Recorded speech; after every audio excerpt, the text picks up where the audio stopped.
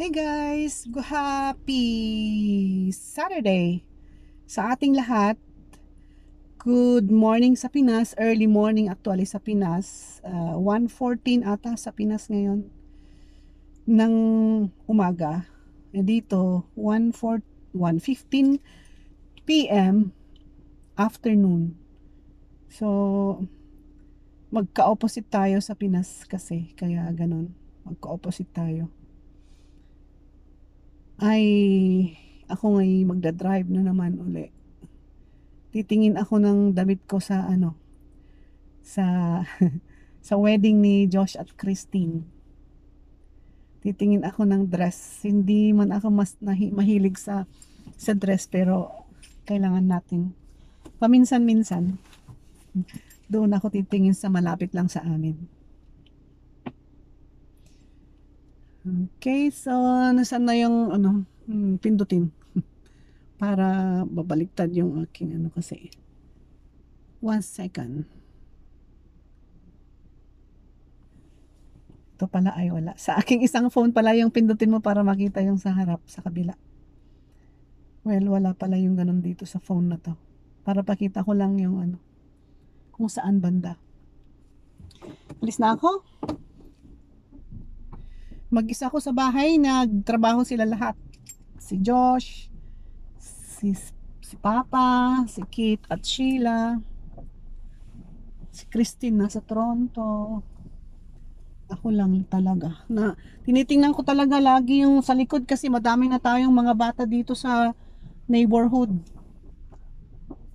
Parang isang ba sila? Parang isang ang tawag doon? Isang gang.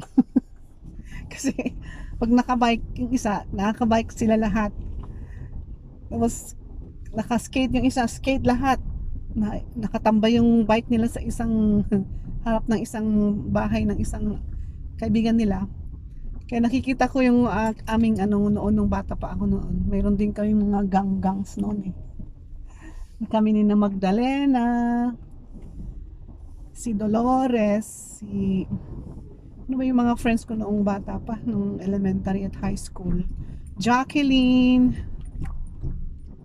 Eileen, nasa US yata yung si Eileen. Ano pa, kami lang, konti lang kaming mag-friends, kami yung mga ang mostly na kasama ko noon is Magdalena. Nandito actually kami dito sa Canada. Iisang lugar, kumbaga iisang province, pero hindi kami masyadong nagkikita kasi busy siya. Busy din ako. Ganun talaga pala pagka kay may family na. Ay, ayun, hindi ko pwedeng mabaliktad yung camera kasi ang ginagamit ko usually na camera, itong bago. Ito. Kaso lang, rest ko muna, rest day niya ngayon eh.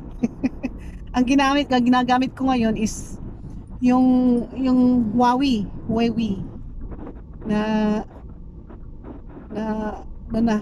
nasira kasi, nahulog, kaya pinalitan ko 2022 yata. Ayun, sana hindi yung mukha ko pinapakita ko, usually ang kalsada lang. Grabe kasi pagka sa mukha nakatutok yung camera shy ako eh. Pero today is August, oh no, September 2 ba or 1? September 2. Hola, happy birthday Kuya Orlan in heaven. Happy birthday Kuya. It's been a while na nandito kami sa Canada nung namatay si Kuya Orlan. Siya yung tinirahan ko noong 10 years old ako hanggang 15 years old. 10 to 15 years old ako tumira sa kanya para mag-aral ng elementary at high school sa probinsya. Kasama ko si Ate Norma. Kaya nagiging parang working student ako nung 10 years ako till high school. Tinuring nila ako parang ni Kuya, Ate Corazon. Ate Cora, how are you? Kumusta? I hope one day pag uuwi ay bibisita kami ulit dyan sa inyo. Regard sa inyo, ingat kayo pala dyan lagi sa laging umuulan din sa atin. May mga typhoon daw in between. Talagang ganyan ang buhay natin. May typhoon lagi sa ating buhay na we need to be strong lagi. Mapaulan man o mapa-trials, sakit, emotional, or stress or whatever, kailangan nating maging matatag at embrace your trials and difficulties, ika nga, and move on with God's blessing. I've been experiencing that at the moment, na ang hirap talaga, pero because God is always guiding me, I always ask God to help me. I always pray for inspiration kung ako'y medyo de-depress.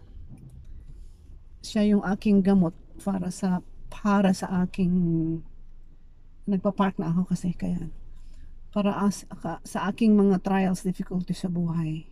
And of course, my family, especially to my husband. Sator, I love you.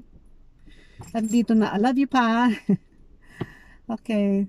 Nandito na ako sa dito ako sa doon ako pupunta ako saglit. Ayan, punta ako sa Winners. Ang Winners, kita niyo ba? Sorry, hindi ko pupunta ako doon. Ang hirap kasi gumamit uli ng yung old na phone mo.